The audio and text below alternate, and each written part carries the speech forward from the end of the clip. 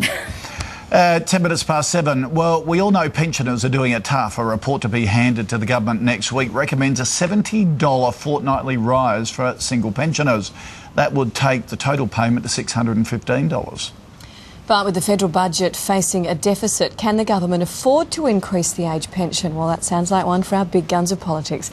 Leader of Government Business, Anthony Albanese, and the new Shadow Treasurer, Joe Hockey. Good morning to both of you. Hi, morning. Anthony, if I can start with you, will the government increase the aged pension? Well, we've had this inquiry for a reason, not to take no action at all, and that's one of the reasons why, of course, we brought forward the payments, $1,400 for single pensioners and $2,100 for couples, as part of the December stimulus. Was a down payment, if you like. Clearly, pensioners are doing it tough out there, and we'll consider the recommendations as part of our budget considerations. So they can take some heart this morning. They can wake up and know that it could get better.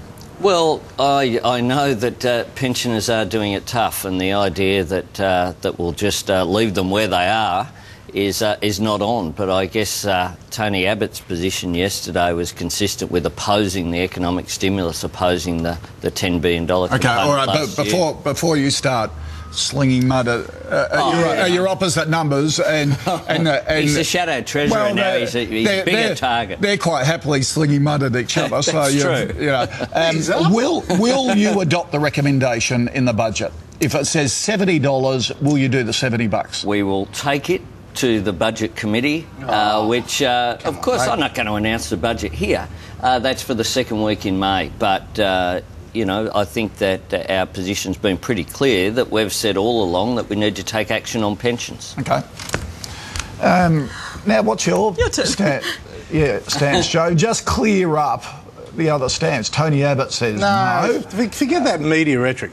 It comes down to this. Well, wait a second. It comes down to this. We didn't just pluck a figure out of the air. We actually looked at what is 2/3 of the couple's pension, the average across developed nations, and we came up with at least $30 a week for single pensioners, an increase in the base pension. We introduced a bill into Parliament last year. It went through the Senate with the support of the Greens, and this mob voted against it in the House of Representatives. We delivered an equivalent to that through the December package, Joe. A base pension increase. This is what matters. We delivered the same amount. Increasing the base for everyone a day. I grew up in a pensioner's household. What matters is money through the door, and we delivered it. We delivered it in December last year. As a one-off. And yeah, now what we said is you've got to increase the base. The equivalent of that. Well, we're a unity ticket. We both agree so you support that the pension should be increased. We did. We actually voted for it. So will both of you now talk to Tony Abbott and say, yes, the pension can be increased? Sure. Well, Tony Abbott's saying it can't. I reckon I'm closer to Tony than Joe is, so maybe I should give him a call. No, hang on. Tony Abbott actually pointed out that it's harder to increase pensions now than it was last year because the government spent so much money. You wonder how much they got left. On pensions? That was what Tony Abbott said. On pensions. Well, that was the biggest component You've just of the locked $10 billion in. payment. The biggest component of the $10 billion payment last year was the increase in pensions. And we supported it. We voted for it. OK. Does Peter Costello, what's his view on this? Because he seems to be in the background a bit too. No, come on. You're a mate of Peter Costello. We're not going to pluck political anecdotes out of the air and just throw them around. I mean, the bottom line is we are focused on keeping this mob honest. And look, you look at the smile on Albo's face. You can see what's going on. Let me just pluck a grab out of a speech that the former Prime Minister John Howard made at a speech last night. Just have a little listen to this one.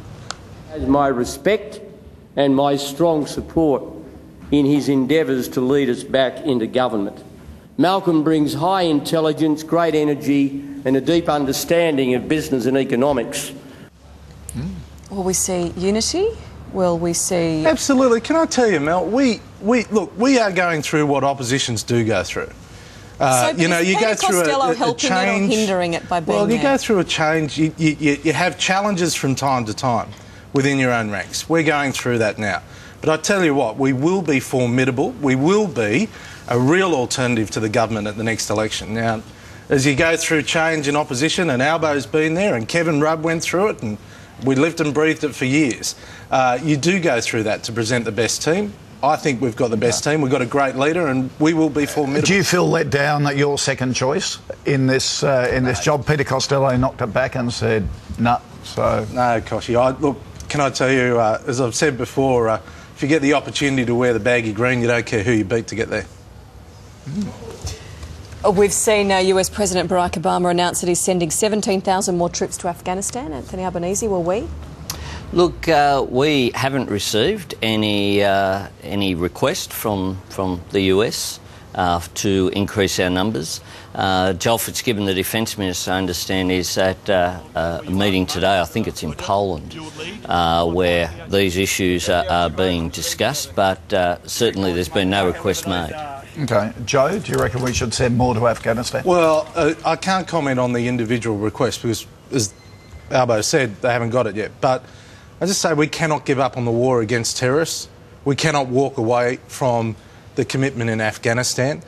And again, it comes back to the fact that we don't know what's around the corner. That's why we've got to have the capacity to build up the Defence Forces, pay pensions, deal with fires, deal with floods. You can't spend every dollar that is available, and the government is doing that.